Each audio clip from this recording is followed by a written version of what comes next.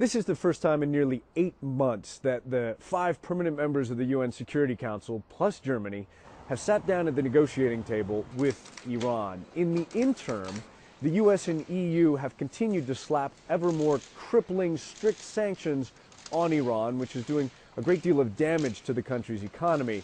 And in the interim, Iran continues to expand its controversial uranium enrichment program, which flouts United Nations Security Council resolutions. And that, says the spokesman for the European Union here, is why Iran has to take the first step, according to the EU.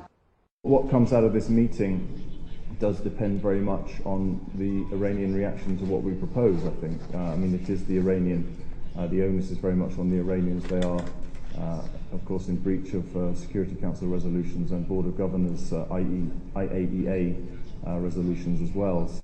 Now, Western diplomats say they brought a new proposal to Iran to try to make a deal, but they're not giving us any details about what is included in that proposal, aside from saying that it includes some sanctions relief, which is one of the demands of the Iranian side in this negotiation. As for Iran, it continues to stand by its position that it is not developing nuclear technology for military reasons, that it is purely pursuing a civilian, peaceful nuclear energy program.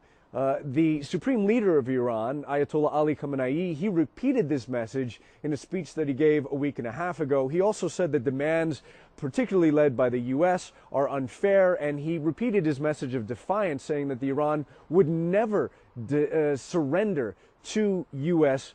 demands. There have been some questions about whether or not Iran can actually negotiate when presidential elections are to be held in June and nobody knows who the next Iranian president will be.